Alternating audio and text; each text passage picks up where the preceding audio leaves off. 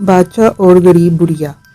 ایک بادشاہ نے اعلان کر رکھا تھا کہ جو اچھی بات کہے گا اس کو 400 دینار سونے کے سکے دیے جائیں گے۔ ایک دن بادشاہ رعایا کی دیکھ بھال کرنے نکلا۔ اس نے دیکھا ایک 90 سال کی بوڑھی عورت زیتون کے پودے لگا رہی ہے۔ بادشاہ نے کہا، تم 5-10 سال بعد مر جاؤ گی اور یہ درخت 20 سال بعد پھل دیں گے، تو اتنی مشقت کرنے کا کیا فائدہ؟ بوڑھی عورت نے جواب دیا، جو ہم نے پھل کھائے وہ ہمارے بڑوں نے لگائے تھے اور اب ہم لگا رہے ہیں تاکہ ہماری اولاد کھائے۔ بادشاہ کو اس بوڑھی عورت کی بات پسند آئی۔ حکم دیا، اس کو 400 دینار دے دیے جائیں۔ جب بوڑھی عورت کو دینار دیے گئے وہ مسکرانے لگی۔ بادشاہ نے پوچھا، کیوں مسکرا رہی ہو؟ بوڑھی عورت نے کہا کہ زیتون کے درختوں نے 20 سال بعد پھل دینا تھا، جبکہ مجھے میرا پھل ابھی مل گیا ہے۔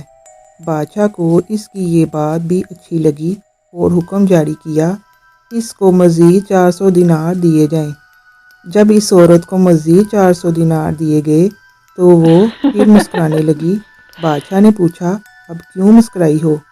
بوڑھی عورت نے کہا، زیتون کا درخت پورے سال میں صرف ایک بار پھل دیتا ہے، جبکہ میرے درخت نے 2 بار پھل دے دیے ہیں۔ بادشاہ نے پھر حکم دیا، اس کو مزید 400 دینار دیے جائیں۔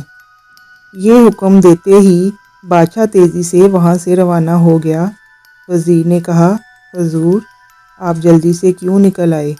بادشاہ نے کہا، اگر میں مزید اس عورت کے پاس رہتا تو میرا سارا خزانہ خالی ہو جاتا، مگر عورت کی حکمت بڑی باتیں ختم نہ ہوتی۔ اس سے یہ سبق سیکھا، اچھی بات دل موہ لیتی ہے، نرم رویہ دشمن کو دوست بنا دیتا ہے، حکمت بھرا جملہ بادشاہوں کو بھی قریب لے آتا ہے۔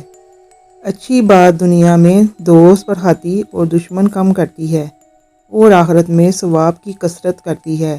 آپ مال و دولت سے سامان خرید سکتے ہیں، مگر دل کی خریداری صرف اچھی بات سے ہو سکتی ہے۔ لہٰذا دل کے خریدار بنیں، مال کے طلبگار نہ بنیں۔ اگر آپ کو ہماری سٹوری پسند آئی ہے تو پلیز چینل کو لائک، شیئر اور سبسکرائب کر دیں اور بیل آئیکن کے بٹن کو دبانا نہ بھولیں تاکہ ہماری آنے والی ہر نوٹیفیکیشن آپ تک پہنچ سکے۔ شکریہ۔ خدا حافظ۔